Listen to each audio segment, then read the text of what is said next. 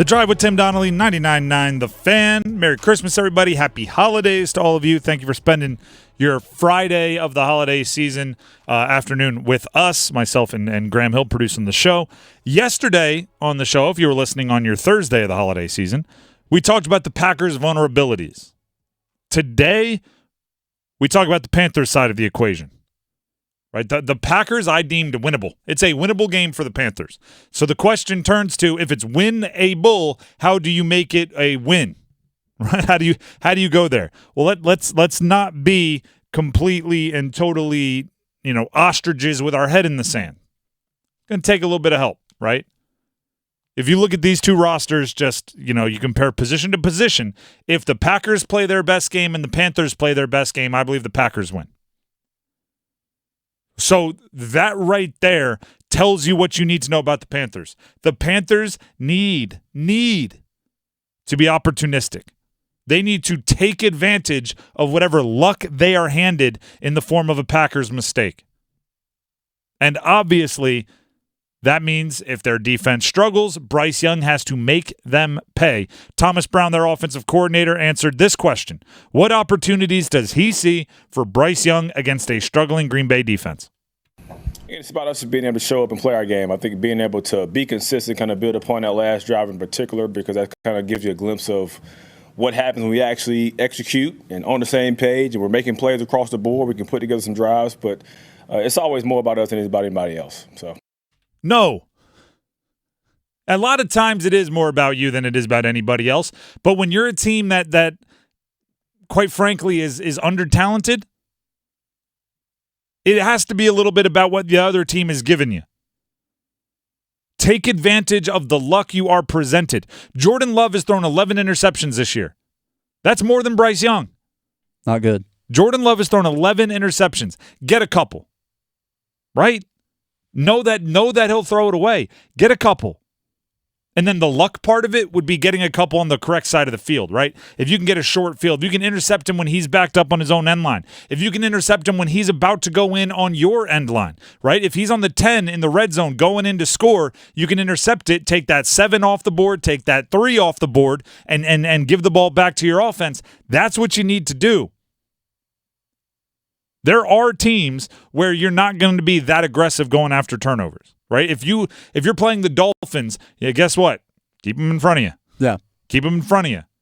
If you're playing the Packers with Jordan Love, take a chance, go get the ball. It's not just about you. And when you are on the offensive side, which is what Thomas Brown was talking about, we talked about it yesterday. Packers aren't good at stopping the run. Call the run. Right? That's not because, that's what we do. That's because that's what they will allow you to do. You can't, if there's a team that comes in that's really good at stopping the run, I don't think the Panthers are good enough to just go, well, that's what we do, and we're going to do it regardless of their strength. If they're like the Packers are better at stopping the pass, you better not attempt 45 dropbacks because that's what they do best, and you're not good enough to just say, we don't care what you do best. We're going to get out there and go.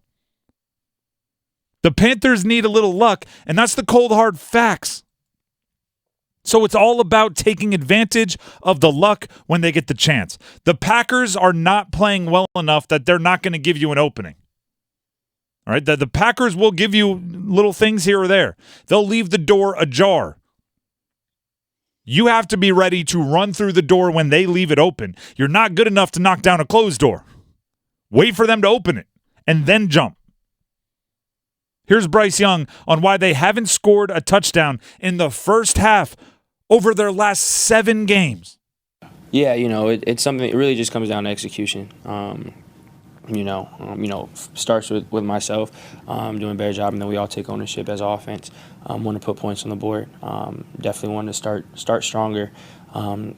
Not wait to have to score points to score touchdowns. You got to attack it day by day. Big picture, you want to do whatever it takes to win. But obviously, as offense, we want to put up points. So we're working, to try to improve in that aspect. Here's I think the best way to describe what I'm trying to say, and I understand it's kind of counterintuitive. You want to try to have success on every single drive as an offense. Every time you get the ball, you're thinking points. Every time you get the ball, you're thinking points. There's going to be drives where the best thing the Panthers offense can do, waste a little time, play the field position game, right? Give your defense time to rest, pick up a first down or two, punt it down inside the opponent's 20. That's a good drive for the Panthers at certain times. There's also going to be times where it's like you better get points when it's a short field, right? When the defense makes a mistake. In those situations, they can't afford not to take advantage of it, right? Think of it like an NBA player that gets doubled a lot, right? Joel Embiid's a bad example because he's beating doubles right now. We'll use a mythical player. There's Joe Schmo. He gets double-teamed a bunch. When he gets double-teamed, he passes it out of the double team. But the times he gets singled up, he has to convert. Has to, because those are his best chances, right? The time where the double team is late, he has to score. That's the Panthers. If the defense is playing well, the best thing you can do is pass it out of the double team, right? If the defense is playing well, the defense hasn't made any mistakes. If you weren't set up by your defense to have a short field, if it's like even strength, both teams playing well, it's going to be tough for you to have success because your talent level is low. And you dealt with injuries that you couldn't really afford to deal with on the interior offensive line. And you have a rookie quarterback. And you have the instability of having shuffled play callers 4 times. If they're playing, like, it's not there. But what you can do is be ready to pounce. Be ready to run through the door the moment they leave it open.